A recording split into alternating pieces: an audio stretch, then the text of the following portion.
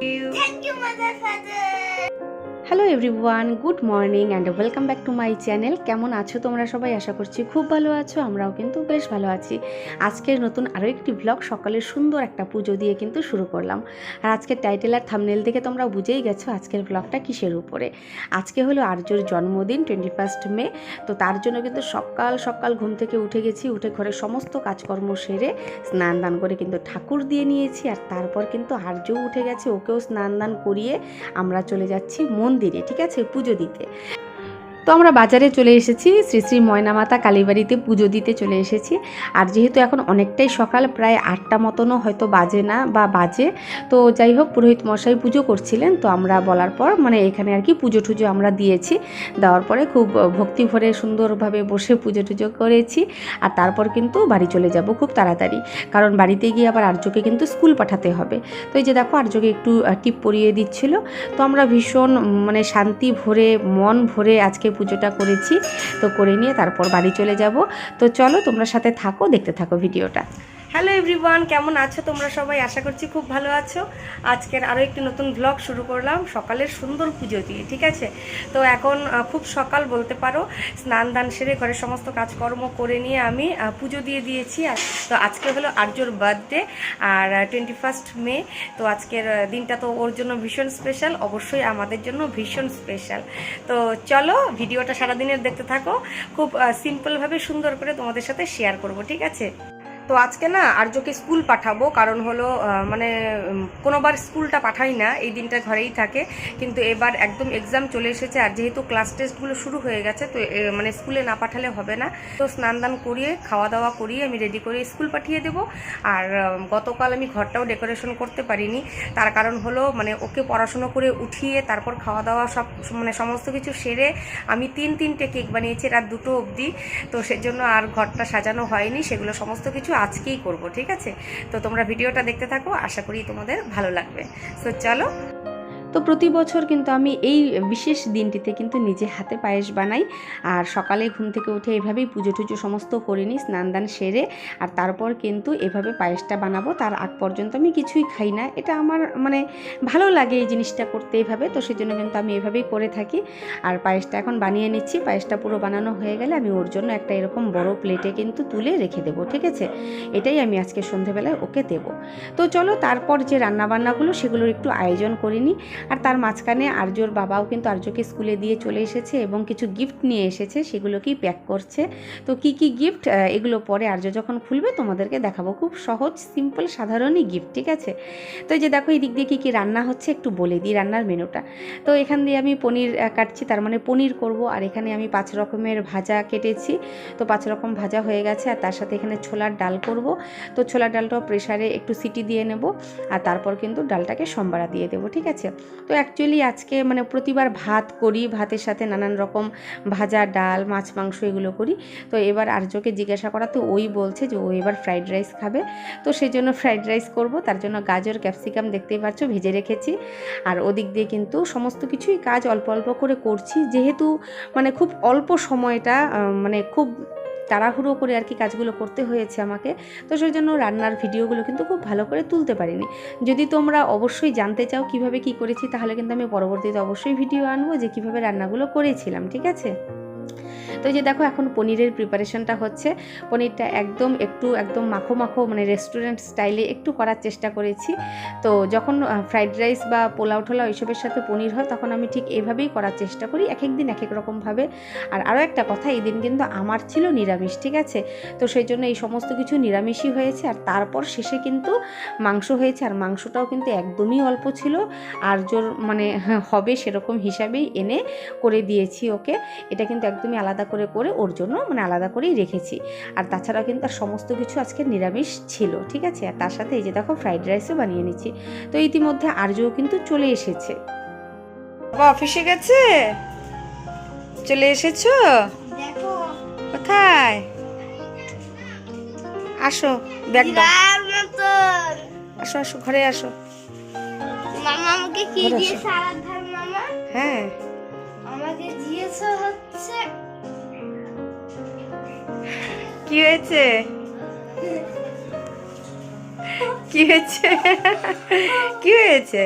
খুব খুশি? ওই দেখো কে এসেছে, যাও যাও যাও, দেখো দেখো। তো ঘরে ঢুকে কিন্তু আর যে অবাক হয়ে গেছে ঘরটা একটু সাজানো দেখে। আর চলো এদিকে কি রান্না করেছি একটু বলে দিই। এখানে আছে পনির, তার সাথে ফ্রাইড রাইস দেখিয়ে দিলাম, আর এখানে আছে 5 রকমের ভাজা।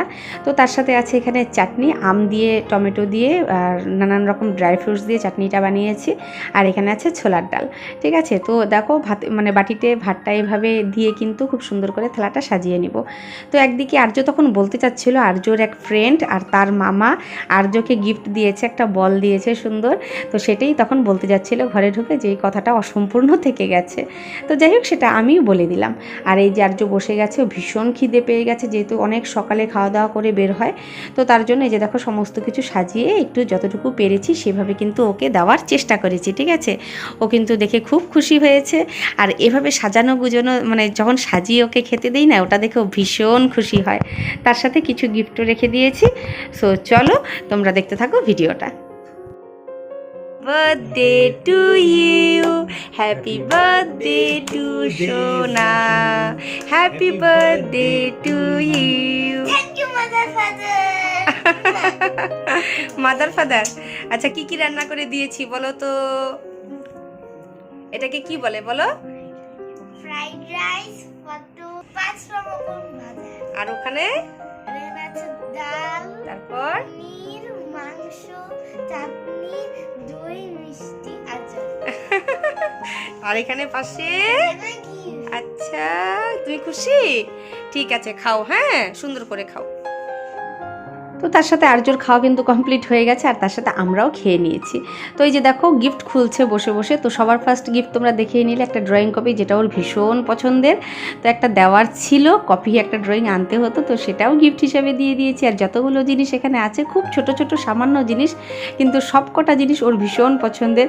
এই যে ছোট ছোট ফ্যানগুলো অনেক দিন ধরে বলছিল, তো ভাবলাম যে ফ্যানটা ওকে আমি গিফট হিসেবেই দিয়ে দিই। আর তারপর দিয়েছি যে ক্লে, বাচ্চারা যে ক্লে দিয়ে খেলে নানান রকম শেপ বানায় ওটা। আর তার সাথে এখানে আছে ইয়ো ইয়ো, যেগুলো দিয়ে বাচ্চারা খেলে না, এরকম ইয়ো ইয়ো হয়, তো সেরকম একটা দিয়েছি। ঠিক আছে, তো এই জন্য এগুলো সমস্ত কিছু কমপ্লিট হয়েছে। আর তারপর কিন্তু আমি আর আমার বর বসে গেছি একটু কেকটা বানাতে, যেহেতু কেকটা মানে বানানো ছিল কিন্তু সাজানো মানে ডেকোরেশনটা হয়নি, তো সেজন্য ডেকোরেশন করতে বসে গেছি। আর ভীষণ শরীর টায়ার্ড লাগছিলো, সেজন্য বলেছি তুমি একটু হেল্প করো আমাকে, তো ও অনেকটাই হেল্প করে দিয়েছে। আর তারপর কিন্তু কেকটা বানিয়ে নিয়েছি, যে গ্রিন কালারের কেকটা দেখতে পাচ্ছ সেটাই কিন্তু আর্যের জন্য বানিয়েছিলাম। তো সারাদিনের সমস্ত কাজকর্ম মোটামুটি করে খুব তাড়াহুড়ো করে করেছি। আর এখন সন্ধ্যাবেলা হয়ে গেছে, এখন ভাবলাম যে একটু কেকটা কাটবে, তো তার জন্য আমি একটু রান্না করে লুচি টুচি করবো। তো তোমরা থাকো ভিডিওতে, দেখতে থাকো ভিডিওটা, ঠিক আছে? তো এই যে দেখতে পাচ্ছ সন্ধ্যাবেলা একটু লুচি বানিয়ে নিচ্ছি। আর আর্য শুধু আমাদের কোয়ার্টারের পাশে আর্যর এক ফ্রেন্ড আছে, তার একটা ছোট্ট বোনও আছে, তো ওদেরকেই বলেছি শুধু আসতে, যেহেতু এবার আর মানে সেরকম করে বন্ধুবান্ধবদের বলে কিন্তু এবারও মানে হচ্ছে না। ভেবেছিলাম এবার জন্মদিনটা করব একটু বড়সড় করে, কিন্তু হলো না। তো যাই হোক দেখা যাক, যবে পারবো অবশ্যই করব। তো সেই জন্য কিন্তু এই যে ওরা চলে এসেছে, মাহি আর ওর মা আর চলে এসেছে। আর তারপর কিন্তু ওর যে ফ্রেন্ড, ও পড়তে গেছিলো, তো আস্তে আস্তে অনেকটাই রাত হয়ে গেছে। আর এদিক দিয়ে কিন্তু কেকটা বের করে নিয়েছে, একটু আশীর্বাদ করে কেকটা কাটিয়ে দেব। তো তারপর কিন্তু ওর বন্ধুও চলে এসেছিলো। তো এভাবেই সন্ধেবেলাটা ভীষণ আনন্দ সহকারে সবাই মিলে কাটানো হলো। আর এই পুচকিটা তো ভীষণ খুশি, যেহেতু মানে কেক কাটা হচ্ছে। কেক কাটার এই সব মুহূর্তগুলোতে কে না খুশি হয়, তাই না? তো আমি একটু আশীর্বাদ করে দিলাম, আর একটু পায়েস খাইয়ে দিয়েছি, কেক খাইয়ে দিয়েছি। তো দেখতে থাকো ভিডিওটা। তো তোমরা সবাই আশীর্বাদ করো আর্যকে, যেন ও বড় হয়ে খুব ভালো মানুষ হতে পারে, খুব বড় মনের মানুষ হতে পারে। এর থেকে আর বেশি কী চাই বলো তো? সন্তান মানুষের মতন মানুষ হোক, শুধু এটাই ভগবানের কাছে কাম্য। এবং তোমরা অবশ্যই আর্যকে অনেক অনেক আশীর্বাদ করো। তো চলো এই যে দেখো কেক কাটছে, আর পুচকিটা তো ভীষণ খুশি কেক কাটা দেখে, ও নিজে নিজে উঠিয়ে নিয়ে খেয়ে নিচ্ছে, আবার দাদাভাইকেও খাওয়াচ্ছে। দেখো কত বুদ্ধি, আজকালকার বাচ্চাদের কিচ্ছু বলে দিতে হয় না, ওরা কিন্তু সত্যি নিজেরাই মানে এতটা বোঝে যে আর কি বলবো। यस यस ये चाहिए था यही ना चाहिए था कुछ तो खा